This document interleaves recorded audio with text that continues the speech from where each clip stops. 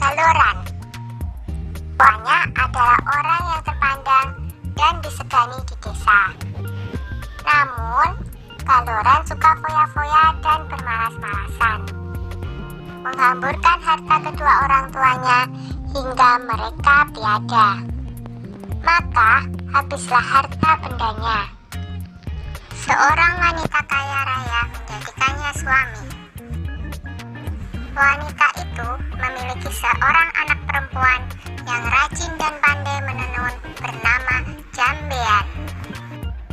Jambean yang rajin bekerja itu sering menasehati ayah tirinya agar tidak bermalas-malasan saja.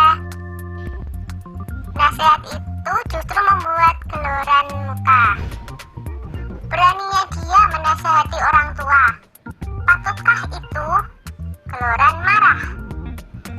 Ibu Jambean berusaha membela Jambean. Tetapi apa daya, sekarang engkau harus memilih, aku atau anakmu, ancam Kaloran. Hati ibu Jambean sangat sedih mendengar perkataan Kaloran. Dia menangis siang malam karena bingung.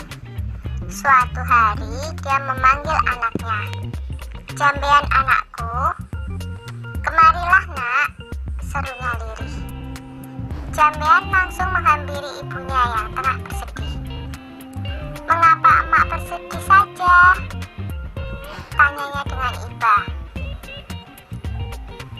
Maka diceritakanlah rencana Kaloran yang berniat mengusir Jambean dari rumah. Dengan sedih, Jambean pun berkata, "Sudahlah mak, jangan bersedih, biar aku yang mengalah. Yang benar nanti akhirnya akan bahagia mak," kata Jambean meyakinkan ibunya. "Aku akan pergi melewati jalan ke Bandungan." Dengan sesak tangis sang ibu mengangguk. Di malam yang gelap dan hujan lebat itu, Jambean pergi meninggalkan rumah.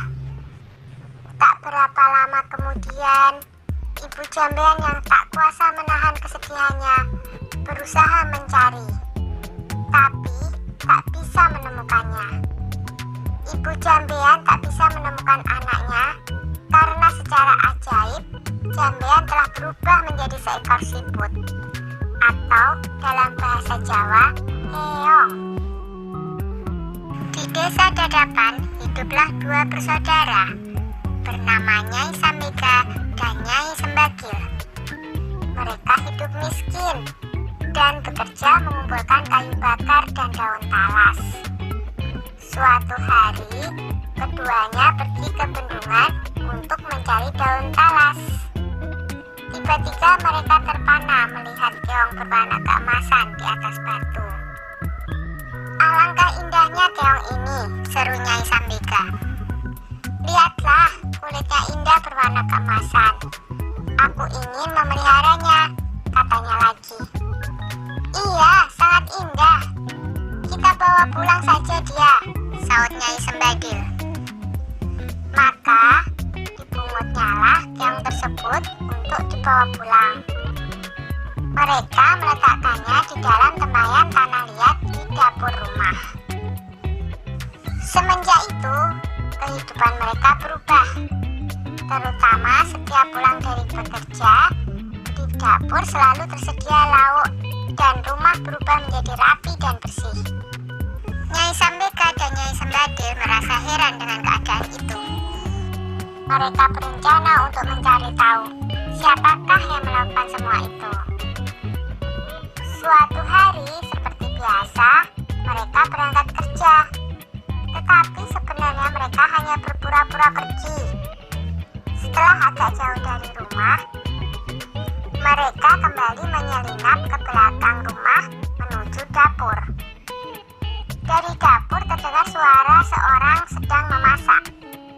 Keduanya sangat terkejut saat melihat seorang gadis cantik keluar dari tempayan tanah liat tempat keong emas peliharaan mereka. "Tentu dia adalah jelmaan dari keong emas itu," bisik Nyai Sembaka. "Ayo kita tangkap sebelum dia berubah lagi menjadi seekor keong emas," bisik Nyai Sembagil. Dengan mengendap-endap, mereka masuk ke dapur. Lalu ditangkaplah gadis yang sedang memasak itu. Jambean awalnya takut, tetapi akhirnya bisa tenang. "Siapakah kamu, nak?" desak Nyai Sambika penasaran. "Apakah kamu bidadari?" tanyanya lagi. "Bukan, saya manusia biasa. Saya diusir oleh ayah tiri saya, sehingga saya menjelma menjadi keong," saut Jambean tertunduk. Keduanya terharu mendengar cerita Jambean, apalagi melihat ketekunan gadis itu dalam bekerja dan kebaikan hatinya. Akhirnya, keong emas diangkat sebagai anak. Sejak itu, keong emas membantu keduanya itu dengan menenun. Tenunannya sangat indah dan bagus, sehingga terkenal sampai ke seluruh negeri. Karena hasil tenunannya itu juga, kedua nyai tersebut menjadi bertambah makmur. Tenunan Jambean yang indah itu terkenal sampai ke ibu kota kerajaan. Sang raja muda sangat tertarik dengan tenunan buatan Jambean, hingga raja memutuskan untuk melihat sendiri proses pembuatannya dan pergi meninggalkan kerajaan dengan menyamar sebagai saudagar kain. Akhirnya, tahulah raja perihal keong emas itu. Raja tak hanya terpikat dengan keindahan tenunannya, tetapi juga terpesona dengan kecantikan Jambean. Raja memerintahkan kedua nyai untuk membawa Jambean ke istana dan hendak meminangnya menjadi permaisuri. Betapa senang hati mereka karena ketekunan dan ketabahannya. Jambean dan kedua ibu angkatnya kini hidup bahagia di istana raja. Sudah dulu ya cerita